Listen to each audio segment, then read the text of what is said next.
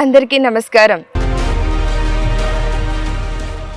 శాకాహార జగత్ అనే ప్రత్యేకమైన కార్యక్రమానికి అందరికీ స్వాగతం, సుస్వాగతం.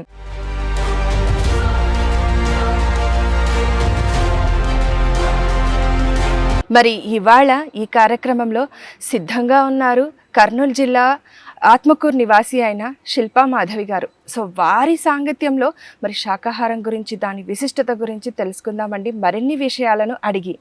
మేడం నమస్తే. నమస్తే. ఎస్ మేడం, మీ పేరు, మీ ధ్యాన పరిచయం చెప్పండి. నా పేరు మాధవీలత.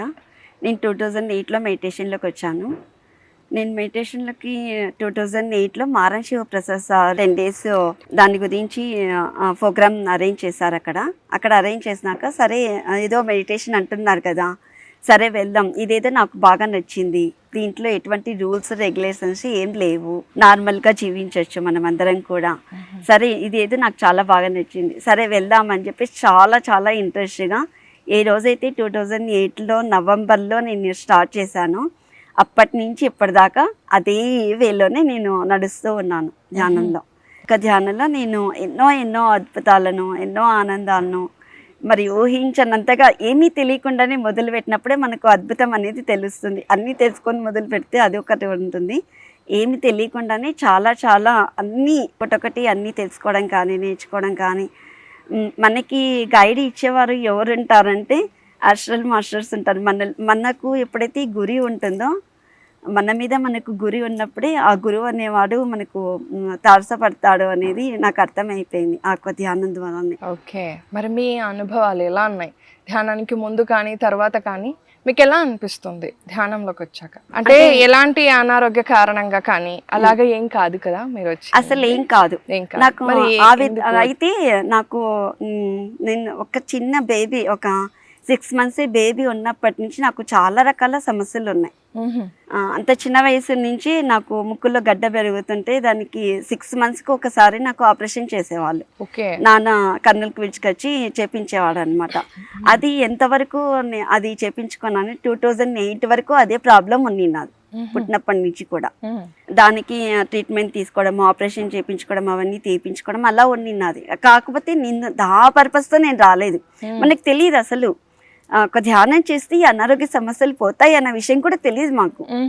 నాకు ధ్యానం అంటే నచ్చి వచ్చినాను, ఇప్పటికి కూడా అదే చెప్తాను. మరి ఎలా మరి మీ అనారోగ్య సమస్యలన్నీ తీరిపోయాయా? మరి ఎలా ధ్యానానికి ముందు ఇలా ఉంది నాది, ధ్యానంలోకి వచ్చినాక ఆ సమస్యలు ఇంతవరకు ఎప్పటికీ ఇంకా లేదు, ఇంకా రాలేదు, అసలు ఆ ప్రాబ్లమే లేదు నాకు. ఇంకా ఆ ప్రాబ్లం లేదు, కొత్త ప్రాబ్లమ్స్ అయితే వచ్చినాయి.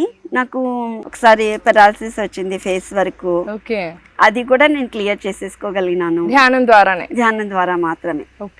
మా వాళ్ళు ఏం చెప్పారంటే డాక్టర్ దగ్గరికి వెళ్తాం, ట్రీట్మెంట్ తీసుకో అంటే. ఇంకా అప్పటికి ఈ సెల్ ఫోన్లు ఇవన్నీ ఏం లేవు ఆ టైంలో. ఇంకా ఇది ధ్యానం ద్వారా మాత్రమే పోగొట్టుకోవచ్చు అనేది కూడా చెప్పేవాళ్ళు లేరు, ఎవరికి వాళ్ళు ఉండేవాళ్ళం అప్పుడు. ఆ సిచ్యువేషన్ లో కూడా నాకు కానీ నా ఇన్న నుంచి అనిపించింది, ఇంత ధ్యానం చేస్తున్నాం కదా మనం మళ్ళీ ఈ ట్రీట్మెంట్ ఎందుకు, అవసరం లేదు నాకు ఈ ట్రీట్మెంటే. నాకుగానే అనిపించి ఆ రోజు నేను ట్రీట్మెంట్ కూడా పక్కకు పడేసి వెళ్తున్నాను, డాక్టర్ దగ్గరికి వెళ్తున్నాను, వాళ్ళు చెప్పింది వింటున్నాను, అంతవరకు మాత్రమే. ఏ టాబ్లెట్లు వేసుకుంటేది ఏం వేసుకుంటేది లేదు. కానీ వాళ్ళు ఏమన్నారంటే, డాక్టర్ ఒక 3 months ద్వారా నువ్వు ఈ ట్రీట్మెంట్ తీసుకుంటే నార్మల్ అయిపోతుంది అన్నారు. కానీ నాకు 3 వారాల్లోనే అది క్లియర్ చేసుకోగలిగిన, నార్మల్ ఫేస్ వచ్చేసింది. నార్మల్ గా మాట కానీ, నార్మల్ గా చూడడం 3 weeks లోనే ఇది సాధించేసుకున్నాను. మరి మీరు ఎప్పుడు శాకాహారిగా మారారంటారు? అసలు శాకాహారం అంటే ఏంటి? శాకాహారం అంటే మనం తీసుకునే కూరగాయలు, ఆకుకూరలు, పండ్లు, పాలు, పప్పు దినుసులు, ఇవి శాకాహారం. నాన్ వెజ్ అంటే ఎగ్గుతో సహా అన్నీ కూడా నాన్ వెజే. కానీ నాన్ వెజ్ మనం తీసుకోకూడదు. ఎందుకు ఇది నాన్ వెజ్ గురించి ఎందుకు ప్రత్యేకత ఇస్తున్నారు అంటే, అది మేము ఈ ధ్యానంలోకి రాకముందు ఎగ్గు తినేవాళ్ళం మేము. ఎగ్గు తీసుకునే వాళ్ళం. ఎగ్గు తీసుకుంటూ ఉండగా మా షాప్లో వాళ్ళు అందరూ అన్నారనమాట, అమ్మయ్య మీరు ఎగ్గు తీసుకుంటున్నారు కదా, ఇంకా కోడి కూడా తినేయండి సరిపోతుంది అని అనేవాళ్ళు. అన్నప్పుడు నాకు అసలు ఎంత గాయం తగిలింది అంటే అంత గాయం తగిలింది నాకు. కానీ ఇది రెండు సమానమేనా, ఇదే కదా మనం తినింది, అది తినలేదు కదా, మరి ఏంటి ఇది అని నాకు ఒక క్వశ్చన్ మొదలైంది అప్పట్లో. కానీ ఈ ధ్యానం తెలీదు, ఇది తెలీదు, కానీ ఆ క్వశ్చన్ నా లోపల అలాగే ఉండిపోయింది అదనమాట. ఆ క్వశ్చన్కు నేను ఎప్పుడైతే ధ్యానంలోకి వచ్చినా నాకు అప్పుడు సమాధానం దొరికింది. సమాధానం దొరికినాక అప్పటి నుంచి ఇంకా ఈ ఎగ్గు కూడా తినడం మానేశాను. మానేసాక మళ్ళీ తర్వాత ఇంకా కొద్ది రోజులకు వెల్లుల్లి కూడా తినేదాన్ని అనమాట. దాని ప్రభావం కూడా నేను చూశాను. తింటూ ప్రభావం చూసిన నాలో చేంజెస్ ఏం కనిపించట్లేదు. నేను ఇదొక్కటి కూడా మళ్ళీ పత్రి సారు వీళ్ళందరూ కూడా వెల్లుల్లి తినరు అని చెప్తారు. పత్రి సారు కూడా వెల్లుల్లి తినరు అని చెప్తున్నాడు. ఆయన అంత తినకుండానే ఇంత కార్యక్రమం నడుపుతున్నాడు కదా, మరి మనం కూడా తినకుండా ఉంటే ఎంత చెయ్యొచ్చు, ఎన్నైనా చెయ్యొచ్చు కదా అని నాకు అనిపించింది. నాకు వచ్చిన ఆ యొక్క సమాధానంతో దానితో నేను అప్పటి నుంచి అది కూడా మానేసాను. ఎక్కడికి వెళ్ళినా కూడా అది ఆ పదార్థం ఉంది అని తెలిస్తే మాత్రం కంపల్సరీగా తీసుకోను. మరి మీతో పాటుగా మీ కుటుంబ సభ్యులందరూ కూడా శాకాహారులైనా? ఆల్రెడీ శాకాహారులే. ఓకే, మీరు ఒకరే ఇలా తీసుకునేవారు. Okay okay. సో ఇప్పుడు మీరు కంప్లీట్ గా మానేశారు. సో ఇలా మీలో మార్పు వచ్చిందంటారు. మరి మీ ఆలోచనల్లో, మీ భావనల్లో ఈ మార్పులు వచ్చాయి కదా, మరి ఇలాగా మీరు ప్రచారం అంటూ మనం ఎలాగైతే ధ్యాన ప్రచారం చేస్తామో శాకాహార ప్రచారం కూడా అలాగే చేస్తున్నారా? పత్రి సార్ మనకు ఎప్పుడు చెప్తుంటారు, నువ్వు ధ్యానం అవ్వకపోయినా పర్వాలేదు, ముందు శాకాహారిగా మారాలని చెప్తుంటారు. సో మరి అది చాలా ఇంపార్టెంట్ కదా, మరి తీసుకెళ్తున్నారా? ఎంతవరకు మీరు అందులో పాల్గొంటూ వస్తున్నారు ర్యాలీస్లో కానీ అలాగా? ర్యాలీలు ఇప్పుడు ఈ మధ్య రీసెంట్గా 40 దాకా ఉంటాయి మా ఆత్మకూరు చుట్టుపక్కల విలేజెస్ అంతా. అక్కడంతా కూడా శాకాహార ర్యాలీలు మేము ప్రారంభించాము. ఈ శాకాహారం గురించి కూడా చాలా మందికి మేము చెప్పామన్నమాట. అంటే ప్రతి గ్రామానికి తిరుగుతూ మీరు చేస్తుంటారా? చేస్తూ ఉన్నాము. ప్రతి ఒక్క ఆదివారము కంపల్సరీగా శాకాహారం గురించి ప్రచారం చేస్తున్నాం అన్నమాట. వీలైతే 2 గ్రామాలు పట్టుకుంటాం ఒకటే రోజులో.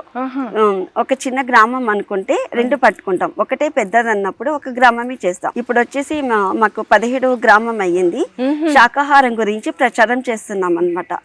అది ఆ శాకాహార ర్యాలీ చేసేటప్పుడు ఏమవుతుందంటే ఇక్కడ ఒక అద్భుతం జరుగుతుంది. అక్కడికి వెళ్ళినప్పుడు మేము ముందు ఎంతమంది ఉంటామంటే ఒక 5 మెంబర్స్ 8 మెంబర్స్ మాత్రమే ఉంటాం అక్కడ. మాకుగా మా చుట్టూ ఉన్న వాళ్ళు ఏమంటారంటే ఈ 8 మెంబర్సే మనం శాకాహారం గురించి ప్రచారం చేయడానికి వెళ్తే అక్కడ చాలా మంది తక్కువ అవుతాం కదా, ఎలా అని ఒక క్వశ్చన్ అనమాట మా వాళ్ళలో. అన్నప్పుడు లేదు, ఎవరో రాలేదని మనం ఆగడం కాదు, మనది మనం చేసేయాలి అని చెప్పేసి ఆ విధంగా స్టార్ట్ చేసినాక ఏమైందంటే మేము రెడీగా ఉన్నాం, ఆ రోజు సిద్ధంగా ఉన్నాం. కానీ మాకు చెప్పకుండానే ఒక 10 మెంబర్స్ దిగారు నంద్యాల నుంచి. వస్తామని చెప్పారు, కాదు ఎంతమంది వస్తారని మాకు తెలియదు అనమాట. మేమున్న 8 మెంబర్స్ కి 18 మెంబర్స్ అయిపోయారు. ఈ 18 మెంబర్స్ మళ్ళీ అక్కడ ర్యాలీకని ఒక విలేజ్ కి వెళ్ళినప్పుడు అక్కడ ఒక 10 మెంబర్స్ పిల్లర్స్ మాకు జాయిన్ అవుతారు.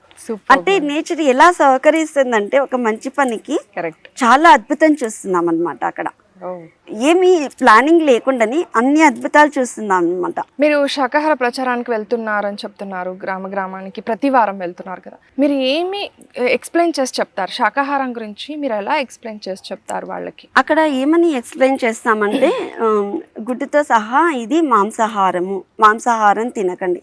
మాంసాహారం తినడం ద్వారా మీరు ఎక్కువగా భయాలకు, అనుమానాలకు, ఆవేశాలకు, అనవసరమైన ఆలోచనలకు మీరు గురి అవుతారు.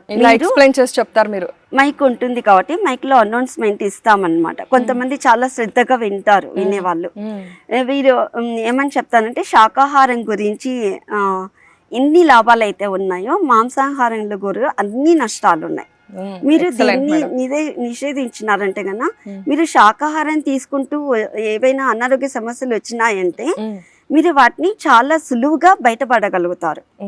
అదే నాన్ వెజ్ తీసుకుంటూ మీరు ఒకవేళ మీకు వచ్చిన సమస్య కావచ్చు, అనారోగ్యం కావచ్చు, ఏదైతే ఉందో మీరు నాన్ వెజ్ తీసుకోవడం ద్వారా వచ్చినది చాలా చాలా ఎక్కువ ఖర్చుతోనూ ఎక్కువగా బాధతోనూ దాన్ని సాల్వ్ చేసుకోవాల్సిన పరిస్థితి వస్తుంది. దయచేసి మీరు శాకాహారులుగానే మారండి. ఒకసారి మీకు అంతగా నచ్చలేదు, ఒక 40 days నాన్ వెజ్ మాత్రమే తీసుకుంటూ రండి. ఒక 40 days ఓన్లీ వెజ్ మాత్రమే తీసుకుంటూ రండి. మీకు ఏది అనిపిస్తుందో అప్పుడు అది చేయండి అని ఎన్ని విధాలుగా కావాలంటే అన్ని విధాలుగా చెప్పడము. వారి స్పందన ఎలా ఉంది అప్పుడు? మరి కొంతమంది అయితే అడిగేవాళ్ళు, ఇప్పుడు బలం వస్తుందని నాన్ వెజ్ తినమని చెప్తారు కదా, డాక్టర్స్ కూడా చెప్తారు కదా, మళ్ళీ తినాలి అంటారు కదా, మరి చెట్ల నుంచి కూరగాయలను అన్ని కోస్తున్నారు కదా, మళ్ళీ దానికి జీవం లేదు కదా, అవి తెంచేస్తున్నారు కదా చెట్ల నుంచి, దాంట్లో జీవం ఎలా ఉంటుంది అంటే నేను చెప్తున్నాను, ఇప్పుడు నువ్వు చెట్ల నుంచి టమాటో పండ్లు లేకుండా బెండకాయలు దోసకాయలు నువ్వు తెంచి ఉంటావు, ఆ విత్తనాలు కొన్ని ఎండబెట్టి దాన్ని దాచిపెట్టినాక మళ్ళీ భూమిలో నాటితే నీకు అవి మొలకలు వస్తాయి కదా, అంటే దాంట్లో జీవం ఉంది కదా. ఇప్పుడు చనిపోయిన జంతువు నుంచి నువ్వు తీసినప్పుడు మరి అది దానికి మళ్ళా నువ్వు ప్రాణం పోయగలవా? దాంట్లో జీవం ఎలా ఉండదు, ఎలా తెలుసుకుంటావు నువ్వు జీవం ఉందని? అది కరెక్టే కదా అన్నప్పుడు వాళ్ళు ఒప్పుకున్నారనమాట. ఒక చిన్న పాప ఎట్లని ఆరాంగా కూర్చొని ఉంది, ఆ పాపకు అన్ని చెప్తుంటే డౌట్ అన్ని క్లారిఫై చేసుకుంది. ఓకే, నేను ఈసారి నుంచి నేను నాన్ వెజ్ తీసుకోను, వెజ్ తీసుకుంటాను అని చెప్పింది అనమాట. మనకి ఇది ఎంత సాధించినట్లుగా అనిపిస్తుంది కదండి. Super madam. మరి ఇలా చెప్పుకుంటూ వెళ్తున్న క్రమంలో మీరు ఏమన్నా ఇబ్బందులు పడ్డారా? అంటే ఇబ్బందులను ఎదుర్కోవడం కానీ ఇట్లా ర్యాలీస్ చేసేటప్పుడు, ఎందుకంటే ప్రతి వారం మీరు వెళ్తూ ఉంటారు కాబట్టి, సో ఎలాంటి ఏమైనా ఇబ్బందులు పడ్డారా? ఇబ్బందులు ఎదుర్కొన్నారా?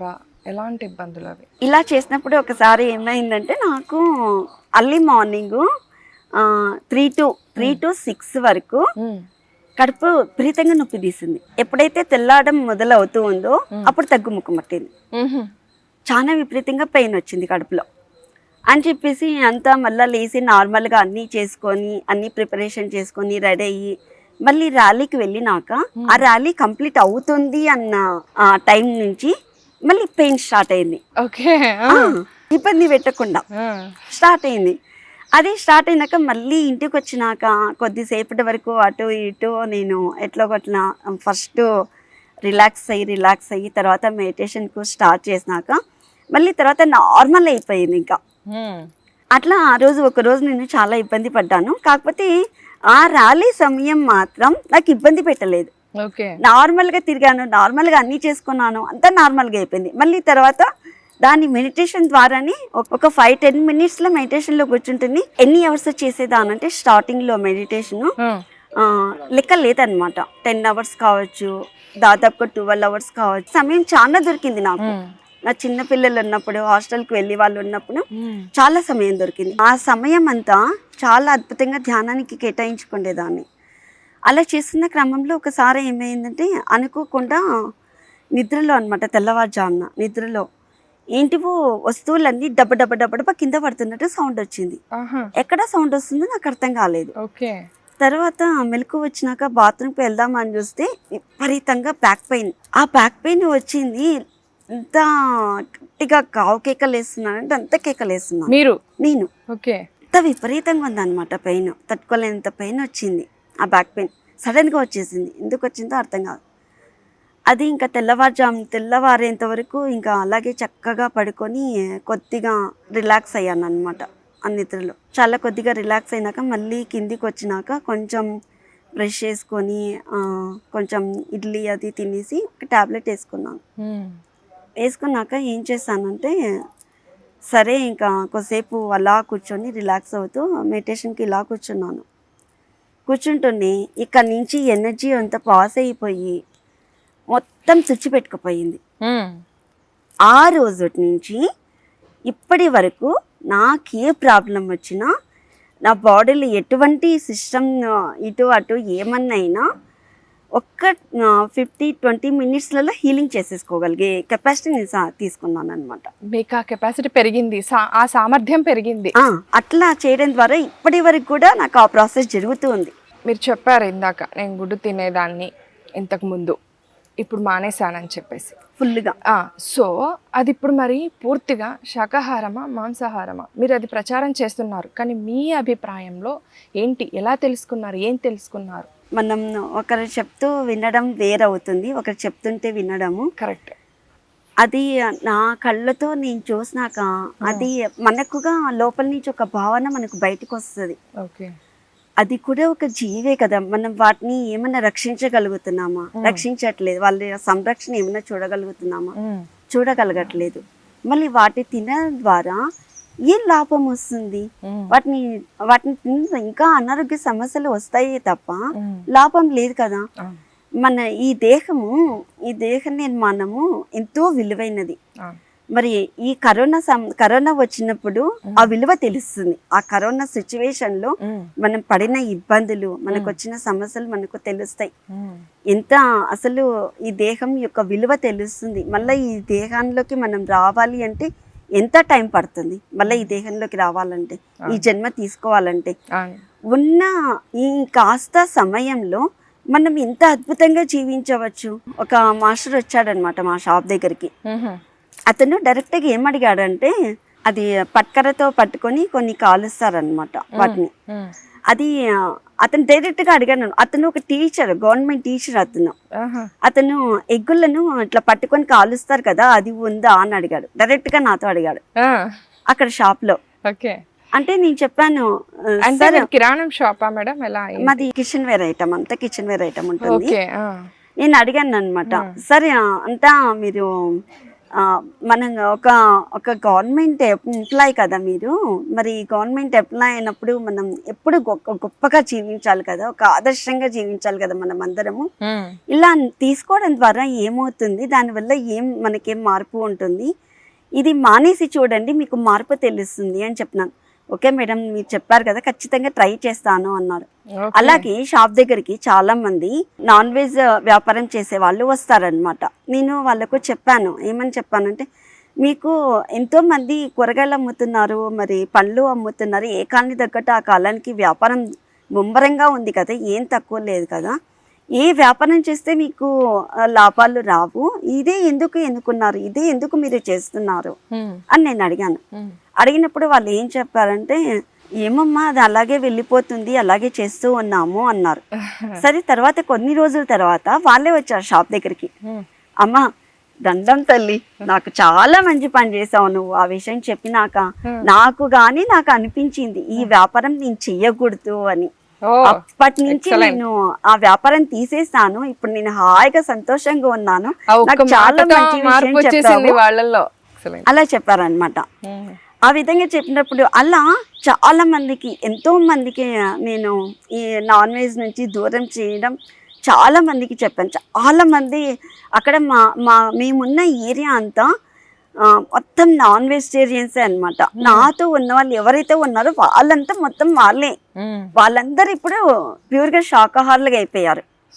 ఒక్క పూట కూడా లేకుండా ఉండలేని వాళ్ళు ఇప్పుడు అది లేకుండా దానికి దూరం అయ్యి ఎన్నో సమస్యల నుంచి బయటకు వచ్చి ధ్యానంలోకి వచ్చి ధ్యానం గొప్పతనం తెలుసుకొని, ధ్యానం ద్వారానే మనకి ఇది కరెక్ట్ అని తెలుసుకొని నాన్ వెజ్ కు వాళ్ళ ఇంట్లో వాళ్ళందరూ ఫ్యామిలీ మెంబర్స్ అందరూ ఫుల్ గా ఉన్నా కూడా వాళ్ళు ఎవరు ఎన్ని చెప్పినా కూడా ఇది కాదు అని చెప్పేసి తన వరకు తను తినకుండా ధైర్యంగా దూరంగా ఉండడం తెలుసుకున్నారు వాళ్ళు. అలా మా షాప్ లో కొన్ని ఐటమ్స్ అవే అమ్ముతారనమాట. దానికి సంబంధించిన ఐటమ్స్ ఎక్కువగా ఉంటాయి షాప్ లో. అవి వాటి గురించి కూడా నేను చెప్పడం జరిగింది అనమాట మా సార్కి. మీరు ఎందుకండి ఇవి ఎందుకు అమ్మాలి, ఇవి తీసేయి, మనం పెట్టడం ద్వారా వ్యాపారం చేసుకునే వాడు కూడా పెరిగిపోతాడు కదా, అదంతా మనకు కూడా ఇది అవుతుంది కదా, వద్దు తీసేయి, ఇవి తావద్దు, ఇవి అమ్మద్దు అని నేను చెప్పేదాన్ని అనమాట. నేను చెప్తూ ఉంటే ఆయనకుగా అనిపించలేదు. ఆయనకుగా నేను ఇప్పుడు కాదు కదా, ఆయన షాప్ పెట్టినప్పటి నుంచి నేను అమ్ముతున్నాను కదా, ఇవే ఐటమ్సే కదా నేను అమ్మేది, ఇప్పుడు ఏంది ఇది కొత్తగా అని అడిగాడు నన్ను.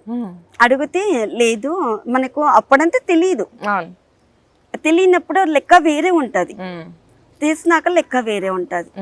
ఒక్కసారి ఈ పని ఒక్కటి చేసి చూడు, నీకే తెలుస్తుంది ఎట్లా అద్భుతంగా ఉంటుందో, ఎలా జరుగుతుందో చూడు అని చెప్పినాను. తనకు హెల్త్ ప్రాబ్లం వచ్చి దాంట్లో నుంచి ఎంత సఫర్ అయ్యాడో అది తెలుసుకొని ఇంకా మళ్ళీ తర్వాత తనకు తానుగానే రిలీజ్ అయ్యి ఇంకా ఐటమ్స్ తేవడం తగ్గించేశాడు. దానికి సంబంధించిన వస్తువులు అమ్మడం తగ్గించేశారు. తగ్గించేశాడు, తాగడం మానేశాడు. ఆహా. అవి ఎప్పుడైతే మానేశాడో అప్పుడు బిజినెస్ పెరిగింది. ఓకే. తర్వాత వచ్చేసి ఈయన ఉన్న హెల్త్ ప్రాబ్లం నుంచి సాల్వ్ అయ్యి బయటికి రావడం కూడా జరుగుతుంది. ఓకే. మీరు ఇంతమందికి ప్రచారం చేసి వాళ్ళలో మార్పులు చూశారు కదా, అది మీకు కష్టసాధ్యం అయ్యిందా, సులభ సాధ్యం అయ్యిందా? అలాంటి మార్పులు తీసుకురావటం, వాళ్ళు కూడా మారటం, ఇది కష్టమైందమ్మా మాకు అని చెప్పారా, లేకపోతే సులభంగానే మేము మానేసామని చెప్పారా? కొంతమంది ఇంట్లో కూడా చేసుకొని తింటూ ఉండేవాళ్ళు. వాళ్ళు ఏం చెప్పారంటే మా ఇంట్లో వాళ్ళకు కూడా మేము చెప్పి మాన్పించేసాము, ఓకే, తీసుకోవట్లేదు, ఇంకా మేము కూడా దానికి దూరం అయిపోయింది, మాకు అర్థం అయ్యింది నువ్వు చెప్పినాక, అందుకే మేము చాలా దూరం వచ్చేసాం దాని గురించి. ఇప్పుడు హాయిగా ఉన్నాము, మేము హాయిగా జీవిస్తున్నాము ఇప్పుడు. ఇది కదండి అచీవ్మెంట్ చేయడం అంటే. సో మనం ఎక్కడికో వెళ్ళి ఏదో సాధించాల్సిన అవసరం లేదు. సార్ అందుకే ఉన్న చోట నుంచే మీరు ఇవన్నీ సాధించగలరు, చేయగలరు అనేది ఆ ఆత్మవిశ్వాసాన్ని, ఆ నమ్మకాన్ని మనకు ఇచ్చారు. ఇది ధ్యానం ద్వారా కూడా మనకు అందరికి కూడా లభించింది. శాకాహార ర్యాలీలు 108 ప్లేసెస్లలో శాకాహార ర్యాలీలు చేయాలి అని చెప్పినారు అనమాట. ఓకే. అన్నప్పుడు అప్పుడు 108 కాదు, అనుకున్న దానికన్నా ఎక్కువగా రీచ్ అయిపోయినారు, మేము చేస్తాం శాకాహార ర్యాలీలు అని. అప్పుడు అన్నప్పుడు మేము చాలా మందిని ఎక్స్పెక్ట్ చేసాము, అక్కడి కర్నూలు నుంచి వస్తారు, డోన్ నుంచి వస్తారు అని అలా చాలా మందిని ఎక్స్పెక్ట్ చేశాను అనమాట. ఎక్స్పెక్ట్ చేసేసి ఫుడ్ కూడా ఎక్కువ చెప్పేశాను. చెప్పేసి ఇంకా ఆ రోజు మార్నింగ్ కాదు నైట్ కృష్ణాపురం నుంచి రాము సార్ వచ్చారు. అమ్మ నేను ఇట్లా మీకు ఏమైనా వర్క్ ఉంటుందంటే నేను నైటే వచ్చేస్తాను, నైటే ఇక్కడ స్టే చేస్తాను, మార్నింగ్ అంతా వర్క్ చూసుకుందామని సార్ చెప్పినాడు. ఆ రోజు నైట్ వచ్చేసారు, టిఫిన్ చేసేసి నార్మల్గా ఎప్పటిలాగానే అయిపోయింది. మార్నింగ్ ఇంకా అక్కడ స్టేజీ దగ్గరికి వెళ్ళి ఒక బ్యానర్ కట్టాలి అది ఇది అని చెప్పేసి సార్తో ఆ పని అంతా చేయించుకున్నాను. సార్ నాకు ఎన్ని గంటలకు ఇన్ఫామ్ చేశారంటే 9 o'clockకి పత్రి మేడం ఆత్మకూరుకు వస్తున్నారు అని ఇన్ఫామ్ చేశారు. దానికన్నా ముందే మార్నింగ్ 7 o'clock నుంచి 6 నేను ఎప్పుడైతే నిద్రలేసానో అప్పటి నుంచి నా ఇన్నర్ నుంచి ఒక వర్డ్ వస్తుంది అనమాట, నీకు ఎలాగైనా ఓకేనా, ఏదైనా ఓకేనా. ఇవి 2 వర్డ్సే, ఇంకా ఏ వర్డ్స్ లేవు. అది ఎన్నిసార్లు రిపీట్ అవుతుందంటే సారు నాకు చెప్పేంత వరకు రిపీట్ అవుతుంది. ఓకే. ఏదైనా ఓకేనా, ఎలాగైనా ఓకేనా అని అదే అదే అదే రిపీట్గా వస్తూనే ఉంది. నేను దానికి నాకు ఏదైనా ఓకే, ఎలాగైనా ఓకే అని ఆన్సర్ ఇస్తూ వస్తున్నాను అనమాట. అదంతా చెప్తుంటే నాకు ఫస్ట్ అంతా పొద్దున్న నుంచి నాకు అర్థం కాలేదు. ఆ సార్ ఎప్పుడైతే పత్రి మేడం ఇక్కడికి వస్తున్నారు అన్నప్పుడు నాకు పత్రి సార్ కనెక్ట్ అయినాడు అని ఎప్పుడు అర్థమైపోయింది.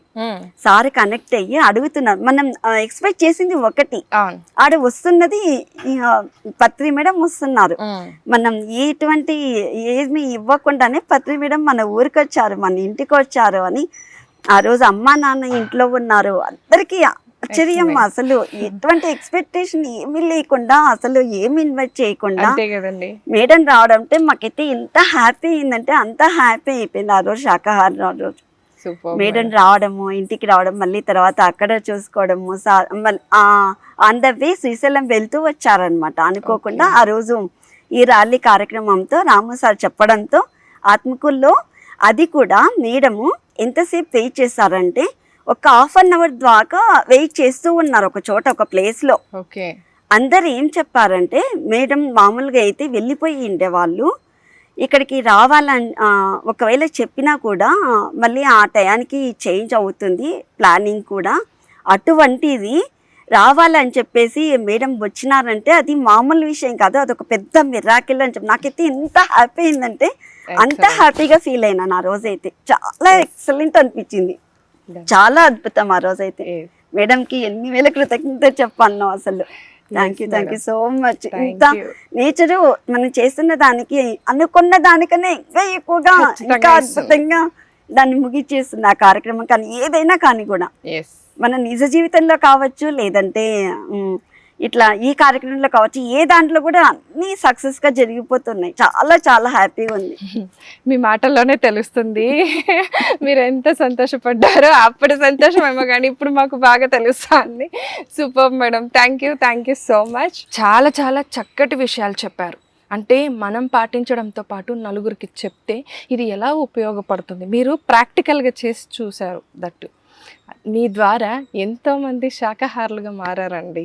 Super. Thank you so much madam. Thank you so much. ఇంత అద్భుతమైన అవకాశాన్ని కలిగించినందుకు నాకు పిఎంసి ఛానల్ తరపున ఎన్నో వేల కృతజ్ఞత తెలియజేస్తున్నాను. బ్రహ్మర్షి పితామహ పత్రిజీ గారికి వేల కృతజ్ఞత ఎందుకంటే ఇంత మార్పు ఇన్ని విధాలుగా చూడగలిగామంటే పత్రి సార్ మనకు ఇచ్చినందుకు వల్లనే. పత్రి సార్ మన దగ్గర ఎప్పటికీ కూడా ఆయన మన దగ్గరే ఉన్నారు. ఎప్పటికీ మనకు గైడ్ చేస్తూనే ఉన్నారు. మాస్టర్స్ వీక్షించారు కదా, విన్నారు కదా వారి అనుభవాలని. ఎలా ఉన్నాయి? అద్భుతంగా ఉన్నాయి. ఎంత శాకాహార విలువలు, విశిష్టత వాటి గురించి వారికి ఎంతలా తెలుసుంటే స్వతహాగా మారిన వ్యక్తి ఎప్పుడు కూడా మళ్ళీ తిరిగి వెనక్కి వెళ్ళటం అనేది ఉండదు. సో స్వతహాగా మారిన వ్యక్తి వారు తెలుసుకోవటమే కాకుండా మళ్ళీ 10 మందికి పంచాలని వీరు ఎంత విస్తృతంగా వీరు ర్యాలీలు నిర్వహిస్తూ వస్తున్నారు. ప్రతి వారం గ్రామాన తిరుగుతూ అది ఇంటింటికి వెళ్తూ వారికి ఎక్స్ప్లెయిన్ చేసి చెప్పటం, మరి వారిలో మార్పును తీసుకురావటం, ఇదే కదా ఆధ్యాత్మికత అంటే. శాకాహారం మరి విశిష్టత, ఆ విలువల్ని తెలుసుకొని పాటిస్తే ఆ ఆనందకరమైన జీవితం మన చేతుల్లోనే ఉంటుందనడానికి వీరి జీవితమే ప్రతీక. Thank you so much masters. చూస్తూనే ఉండండి పిఎంసి, ప్రతిక్షణం సత్యదర్శనం.